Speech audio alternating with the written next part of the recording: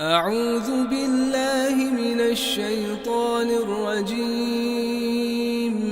بسم الله الرحمن الرحيم.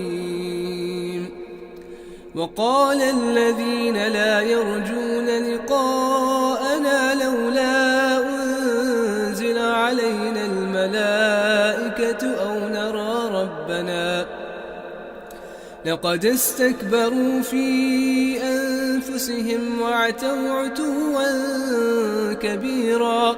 يوم يرون الملائكة لا بشرى يومئذ للمجرمين ويقولون حجرا محجورا. وقدمنا إلى ما عملوا من عمل فجعلناه هباء منثورا. أصحاب الجنة يومئذ خير مستقرا وأحسن مقيلا. ويوم تشقق السماء بالغمام ونزل الملائكة تنزيلا. الملك يومئذ الحق للرحمن وكان يوما على الكافرين عسيرا. ويوم يعض الظالم على يديه يقول يا ليتني اتخذت مع الرسول سبيلا. يا ويلتى ليتني لم أتخذ فلانا خليلا.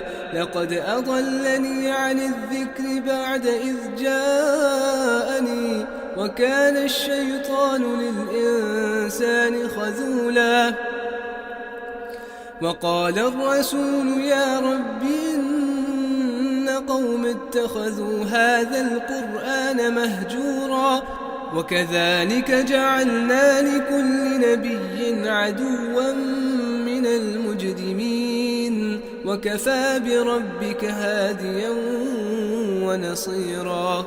وقال الذين كفروا لولا نزل عليه القرآن جملة واحدة كذلك لنثبت به فؤادك ورتلناه ترتيلا. ولا يأتونك بمثل إلا جئناك بالحق وأحسن تفسيرا. الذين يحشرون على وجوههم إلى جهنم أولئك شر مكانا وأضل سبيلا. ولقد آتينا موسى الكتاب وجعلنا معه أخاه هارون وزيرا. فقلنا اذهبا إلى القوم الذين كذبوا بآياتنا فدمرناهم تدميرا. وقوم نوح لما كذبوا الرسل أغرقناهم وجعلناهم للناس آية وأعتدنا للظالمين عذابا أليما.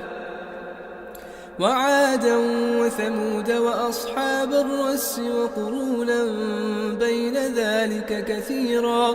وكلا ضربنا له الأمثال وكلا تبرنا تتبيرا. ولقد أتوا على القرية التي أمطرت مطر السوء أفلم يكونوا يرونها بل كانوا لا يرجون نشورا. وإذا رأوك إن يتخذونك إلا هزوا أهذا الذي بعث الله رسولا.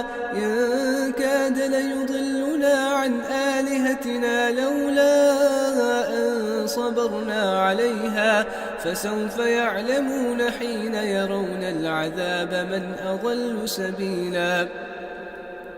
أرأيت من اتخذ إلهه هواه أفأنت تكون عليه وكيلا.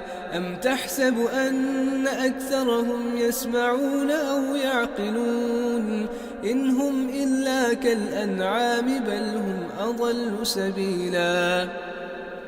ألم تر إلى ربك كيف مد الظل ولو شاء لجعله ساكنا ثم جعلنا الشمس عليه دليلا ثم قبضناه إلينا قبضا يسيرا وهو الذي جعل لكم الليل لباسا والنوم سباتا وجعل النهار نشورا وهو الذي أرسل الرياح بشرا بين يدي رحمته وأنزلنا من السماء ماء طهورا لنحيي به بلدة ميتا ونسقيه مما خلقنا أنعاما وأناسيا كثيرا ولقد صرفناه بينهم ليذكروا فأبى أكثر الناس إلا كفورا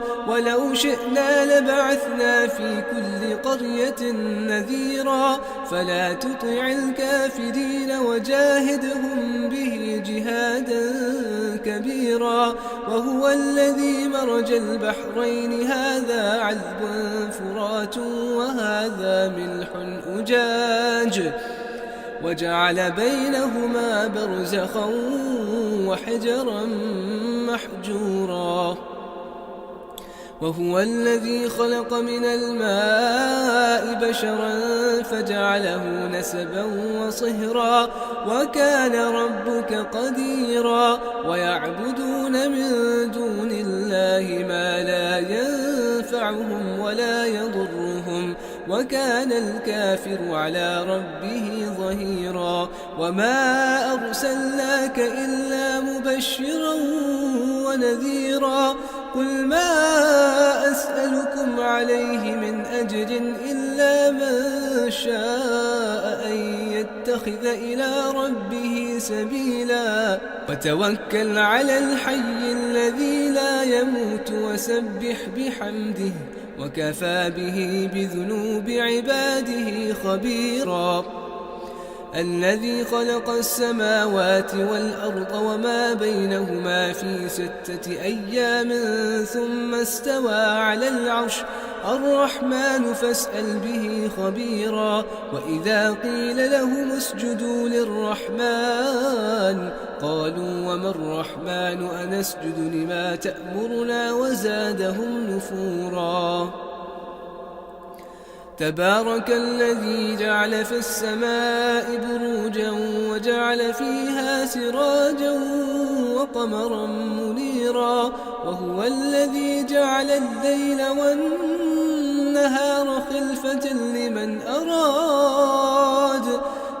أراد أن يذكر أو أراد شكورا وعباد الرحمن الذين يمشون على الأرض هونا وإذا خاطبهم الجاهلون قالوا سلاما والذين يبيتون لربهم سجدا وقياما والذين يقولون ربنا اصرف عنا عذاب جهنم إن عذابها كان غراما إنها ساءت مستقرا ومقاما والذين إذا أنفقوا لم يسرفوا ولم يقتروا وكان بين ذلك قواما والذين لا يدعون مع الله إلها آخر ولا يقتلون النفس التي حرم الله إلا بالحق ولا يزنون ومن يفعل ذلك يلقى أثاما يضاعف له العذاب يوم القيامة ويخلد فيه مهانا إلا من تاب وآمن وعمل عملا صالحا فأولئك يبدل الله سيئاتهم حسنات وكان الله غفورا رحيما ومن تاب وعمل صالحا فإنه يتوب إلى الله متابا والذين لا يشهدون الزور وإذا مروا باللغو مروا كراما والذين إذا ذكروا بآيات ربهم لم يخروا عليها صما وعميانا والذين يقولون ربنا هب لنا من أزواجنا وذرياتنا قرة أعين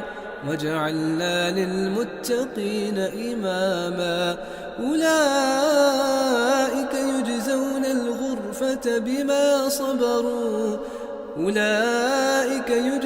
الغرفة بما صبروا ويلقون فيها تحية وسلاما خالدين فيها حسنت مستقرا ومقاما قل ما يعبأ بكم ربي لولا دعاؤكم فقد كذبتم فسوف يكون لزاما بسم الله الرحمن الرحيم طاسيم تلك آيات الكتاب المبين لعلك باخع نفسك ألا يكونوا مؤمنين إن نشأ ننزل عليهم من السماء آية فظلت أعناقهم لها خاضعين وما يأتيهم من ذكر من الرحمن محدث إلا كانوا عنه معرضين فقد كذبوا فسيأتيهم أنباء ما كانوا به يستهزئون أولم يروا إلى الأرض كم أنبتنا فيها من كل زوج كريم إن في ذلك لآية وما كان أكثرهم مؤمنين وإن ربك لهو العزيز الرحيم وإذ نادى ربك موسى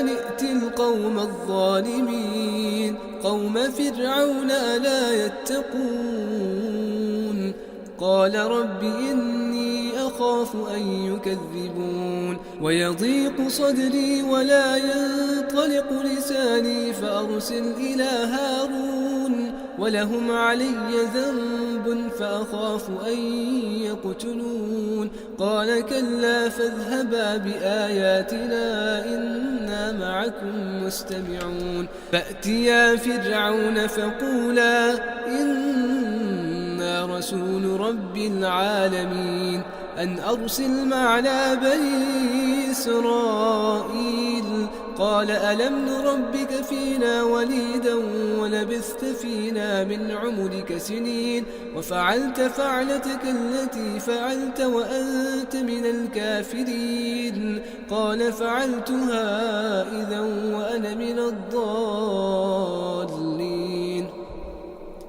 ففررت منكم لما خفتكم فوهب لي ربي حكما وجعلني من المرسلين وتلك نعمة تمنها علي أن عبدت بني إسرائيل قال فرعون وما رب العالمين قال رب السماوات والأرض وما بينهما إن كنتم موقنين قال لمن حوله ألا تستمعون قال ربكم ورب آبائكم الأولين قال إن رسولكم الذي أرسل إليكم لمجنون قال رب المشرق والمغرب وما بينهما إن كنتم تعقلون قال لئن اتخذت إلها غيري لأجعلنك من المسجونين قال أولو جئتك بشيء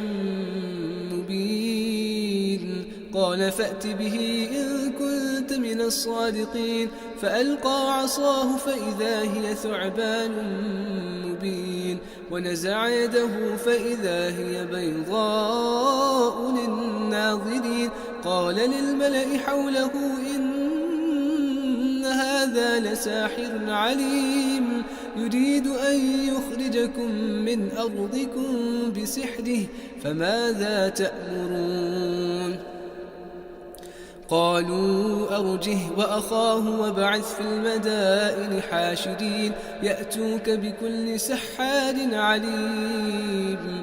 فجمع السحرة لميقات يوم معلوم. وقيل للناس هل أنتم مجتمعون لعلنا نتبع السحرة إن كانوا هم الغالبين. فلما جاء السحرة قالوا لفرعون أئن لنا لأجرا إن كنا نحن الغالبين. قال نعم وإنكم إذا لمن المقربين. قال لهم موسى ألقوا ما أنتم ملقون. فألقوا حبالهم وعصيهم وقالوا بعزة فرعون إنا لنحن الغالبون.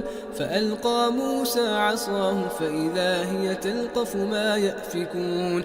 فألقي السحرة ساجدين قالوا آمنا برب العالمين رب موسى وهارون. قال آمنتم له قبل أن آذن لكم إنه لكبيركم الذي علمكم السحر فلسوف تعلمون. لأقطعن أيديكم وأرجلكم من خلاف ولأصلبنكم أجمعين. قالوا لا ضير إنا إلى ربنا منقلبون. إنا نطمع أن يغفر لنا ربنا خطايانا أن كنا أول المؤمنين. وأوحينا إلى موسى أن أسر بعبادي إنكم متبعون. فأرسل فرعون في المدائن حاشدين إن هؤلاء لشرذمة قليلون وإنهم لنا لغائظون وإنا لجميع حاذرون. فأخرجناهم من جنات وعيون كنوز ومقام كريم. كذلك وأورثناها بني إسرائيل فأتبعوهم مشرقين. فلما تراءى الجمعان قال أصحاب موسى إنا لمدركون. قال كلا إن معي ربي سيهدين. فأوحينا إلى موسى أن اضرب بعصاك البحر فانفلق فكان كل فرق كالطود العظيم. وأزلفنا ثم الآخرين وأنجينا موسى ومن معه أجمعين ثم أغرقنا الآخرين. إن في ذلك لآية وما كان أكثرهم مؤمنين وإن ربك لهو العزيز الرحيم. واتل عليهم نبأ إبراهيم إذ قال لأبيه وقومه ما تعبدون. قالوا نعبد أصناما فنظل لها عاكفين. قال هل يسمعونكم إذ تدعون أو ينفعونكم أو يضرون. قالوا بل وجدنا آباءنا كذلك يفعلون. قال أفرأيتم ما كنتم تعبدون أنتم وآباؤكم الأقدمون فإنهم عدو لي إلا رب العالمين الذي خلقني فهو يهديني والذي هو يطعمني ويسقين. وإذا مرضت فهو يشفيني والذي يميتني ثم يحيين. والذي أطمع أن يغفر لي خطيئتي يوم الدين. رب هب لي حكما وألحقني بالصالحين واجعل لي لسان صدق في الآخرين. واجعلني من ورثة جنة النعيم واغفر لأبي إنه كان من الضالين.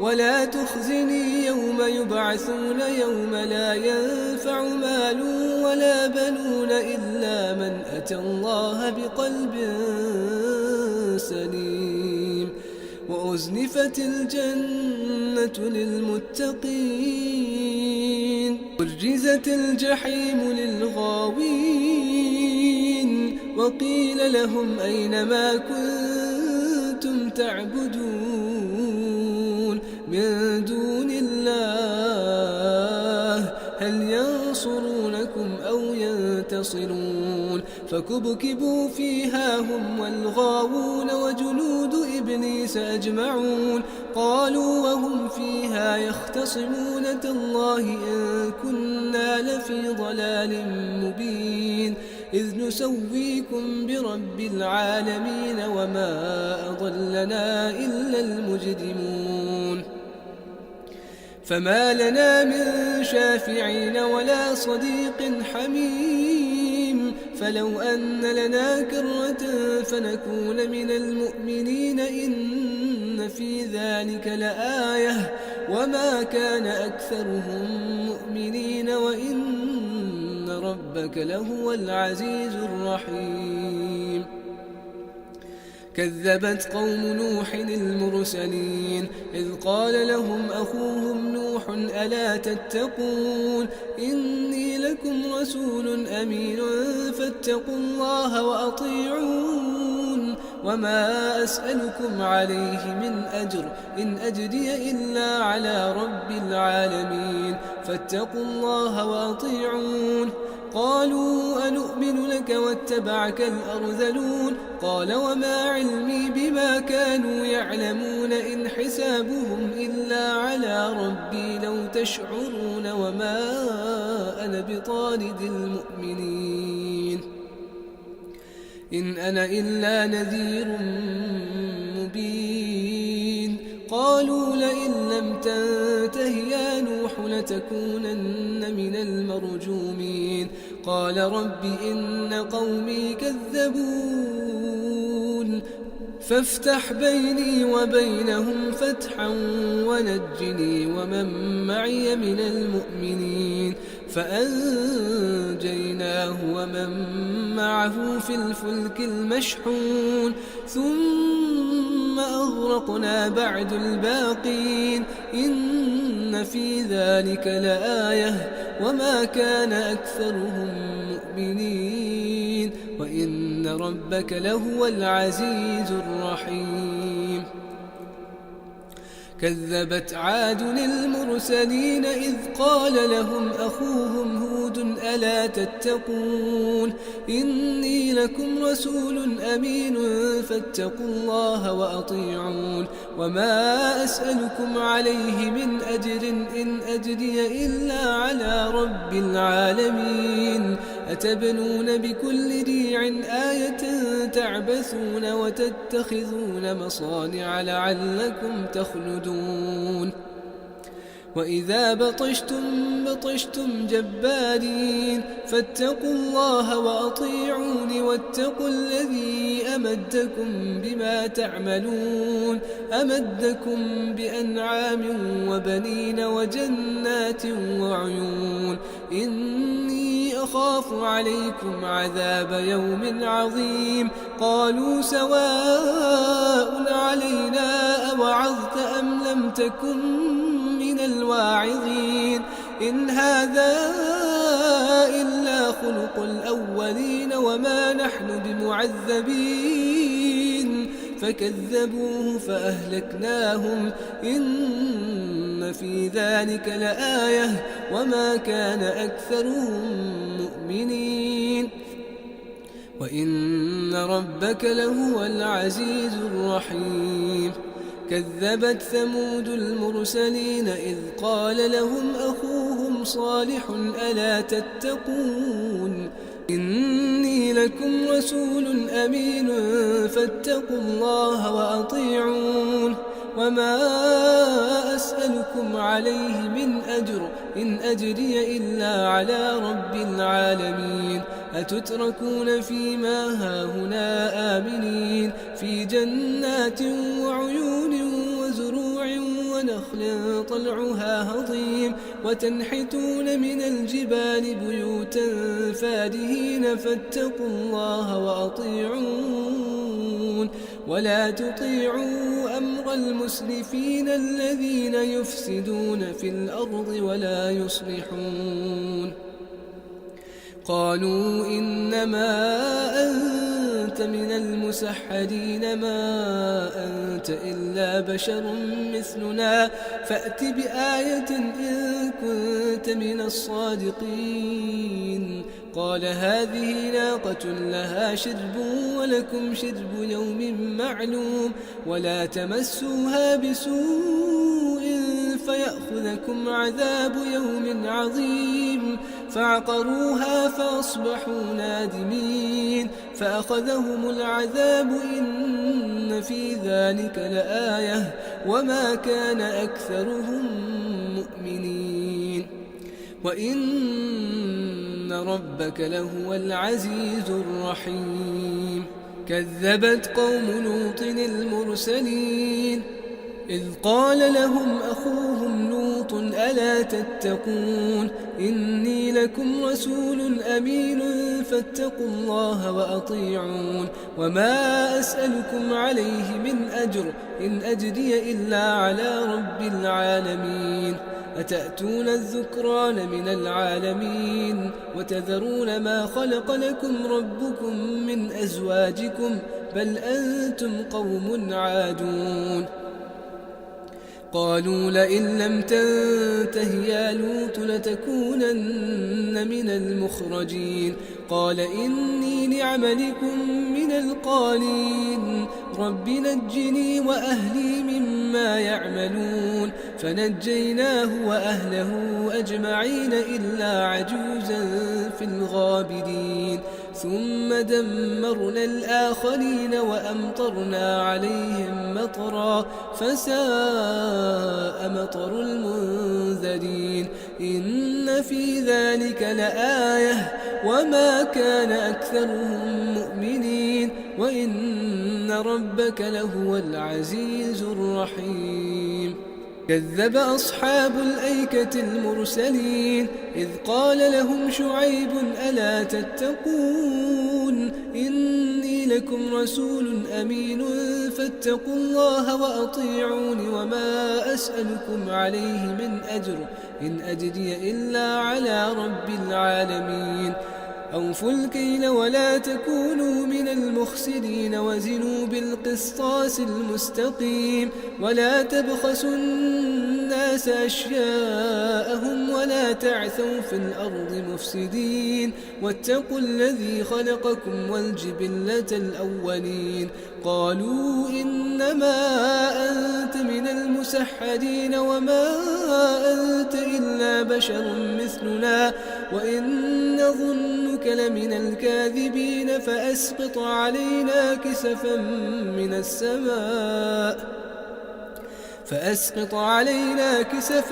السماء إن كنت من الصادقين. قال ربي أعلم بما تعملون فكذبوه فأخذهم عذاب يوم الظلة إنه كان عذاب يوم عظيم. إن في ذلك لآية وما كان أكثرهم مؤمنين وإن ربك لهو العزيز الرحيم. وإنه لتنزيل رب العالمين نزل به الروح الأمين على قلبك لتكون من المنذرين بلسان عربي مبين وإنه لفي زبر الأولين. أولم يكن لهم آية أن يعلمه علماء بني إسرائيل ولو نزلناه على بعض الأعجمين فقرأه عليهم ما كانوا به مؤمنين. كذلك سلكناه في قلوب المجرمين لا يؤمنون به حتى يروا العذاب الأليم فيأتيهم بغتة وهم لا يشعرون. فيقولوا هل نحن منظرون أفبعذابنا يستعجلون فرأيت إن متعناهم سنين ثم جاءهم ما كانوا يوعدون ما أغنى عنهم ما كانوا يمتعون وما أهلكنا من قرية إلا لها منذرون ذكرى وما كنا ظالمين وما تنزلت به الشياطين وما ينبغي لهم وما يستطيعون إنهم عن السمع لمعزولون فلا تدع مع الله إلها آخر فتكون من المعذبين وأنذر عشيرتك الأقربين واخفض جناحك لمن اتبعك من المؤمنين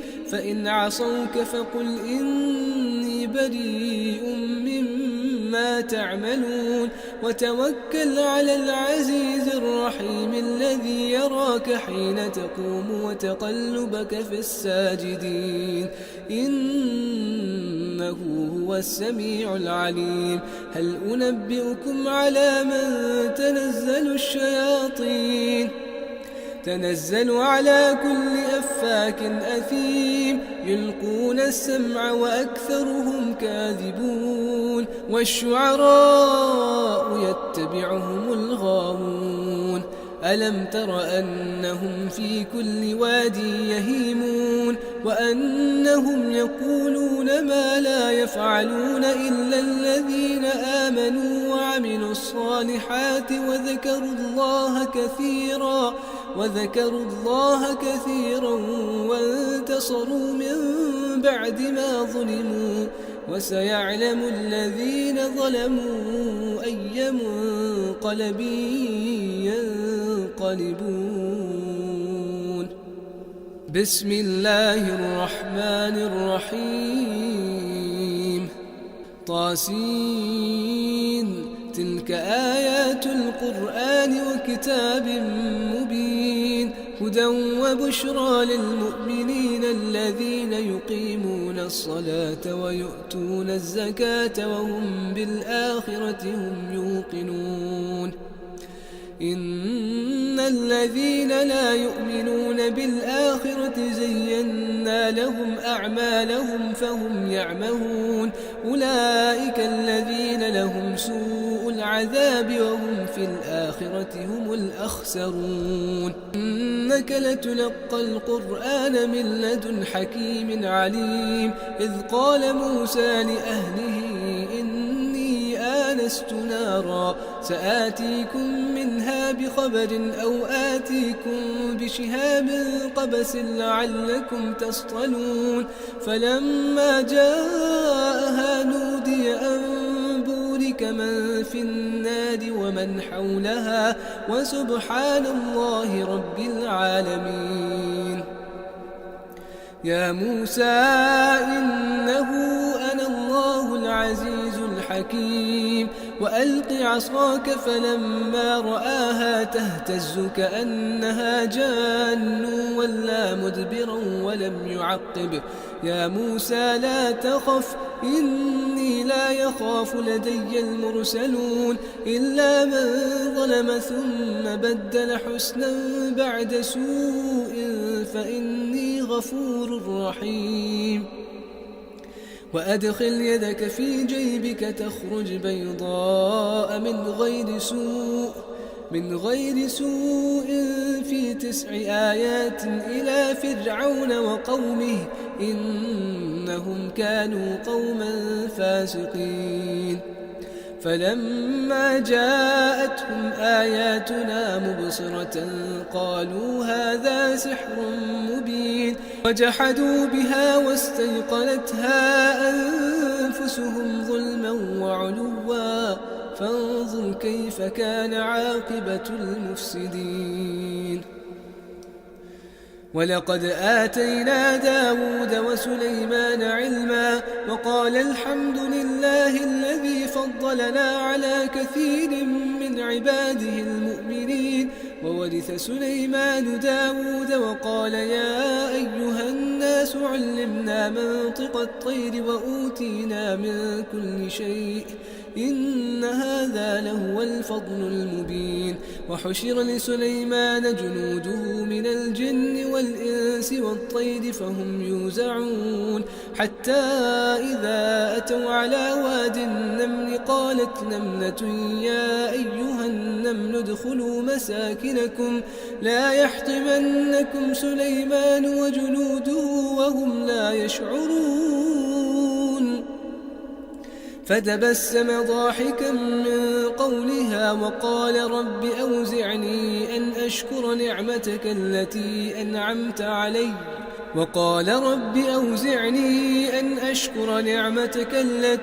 أنعمت علي وعلى والدي وأن أعمل صالحا ترضاه وأدخلني برحمتك في عبادك الصالحين. وتفقد الطير فقال ما لي لا أرى الهدهد أم كان من الغائبين لأعذبنه عذابا شديدا أو لأذبحنه أو ليأتيني بسلطان مبين. فمكث غير بعيد فقال أحطت بما لم تحط به وجئتك من سبأ بنبأ يقين. إني وجدت امرأة تملكهم وأوتيت من كل شيء ولها عرش عظيم. وجدتها وقومها يسجدون للشمس من دون الله وزين لهم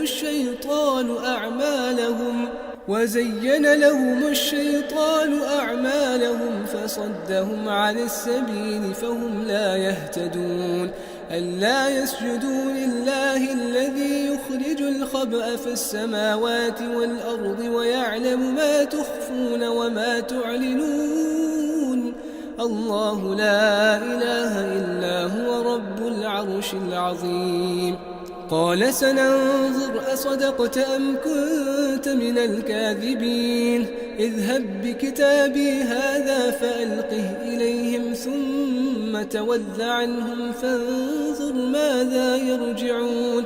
قالت يا أيها الملأ إني ألقي إلي كتاب كريم إنه من سليمان وإنه بسم الله الرحمن الرحيم ألا تعلوا علي وأتوني مسلمين. قالت يا أيها الملأ أفتوني في أمري ما كنت قاطعة أمرا حتى تشهدون. قالوا نحن أولو قوة وأولو بأس شديد والأمر إليك فانظري ماذا تأمرين. قالت إن الملوك إذا دخلوا قرية أفسدوها وجعلوا أعزة أهلها أذلة وكذلك يفعلون. وإني مرسلة إليهم بهدية فناظرة بما يرجع المرسلون.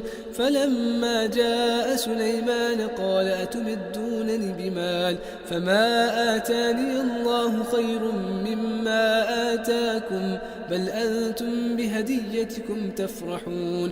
ارجع إليهم فلنأتينهم بجنود لا قبل لهم بها ولنخرجنهم منها أذلة وهم صاغرون. قال يا أيها الملأ أيكم يأتيني بعرشها قبل أن يأتوني مسلمين. قال عفريت من الجن أنا آتيك به قبل أن تقوم من مقامك وإني عليه لقوي أمين. قال الذي عنده علم من الكتاب أنا آتيك به قبل أن يرتد إليك طرفك فلما رآه مستقرا عنده قال هذا من فضل ربي ليبلوني أأشكر أم أكفر ومن شكر فإنما يشكر لنفسه ومن كفر فإن ربي غني كريم. قال نكروا لها عرشها ننظر أتهتدي أم تكون من الذين لا يهتدون فلما جاءت قيل أهكذا عرشك قالت كأنه هو وأوتينا العلم من قبلها وكنا مسلمين وصدها ما كانت تعبد من دون الله إنها كانت من قوم كافرين قيل لها ادخل الصرح فلما رأته حسبته لجة وكشفت عن ساقيها قال إنه صرح ممرد من قوارير قالت رب إني ظلمت نفسي وأسلمت مع سليمان لله رب العالمين ولقد أرسلنا إلى ثمود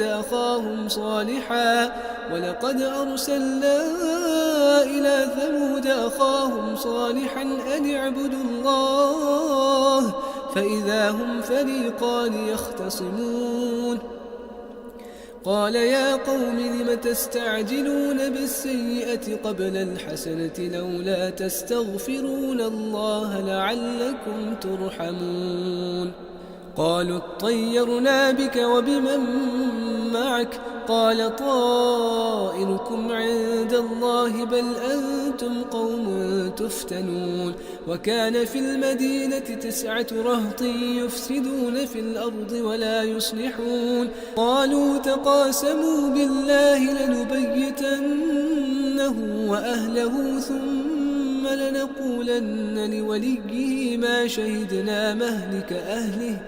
ما شهدنا مهلك أهله وإنا لصادقون ومكروا مكرا ومكرنا مكرا وهم لا يشعرون فانظر كيف كان عاقبة مكرهم أنا دمرناهم وقومهم أجمعين فتلك بيوتهم خاوية بما ظلموا إن في ذلك لآية لقوم يعلمون وأنجينا الذين آمنوا وكانوا يتقون ولوطا إذ قال لقومه أتأتون الفاحشة وأنتم تبصرون أئنكم لتأتون الرجال شهوة من دون النساء بل أنتم قوم تجهلون فما كان جواب قومه إلا أن قالوا أخرجوا آل لوط من قريتكم إنهم أناس يتطهرون فأنجيناه وأهله إلا امرأته قدرناها من الغابرين وأمطرنا عليهم مطرا ساء مطر المنذرين قل الحمد لله وسلام على عباده الذين اصطفى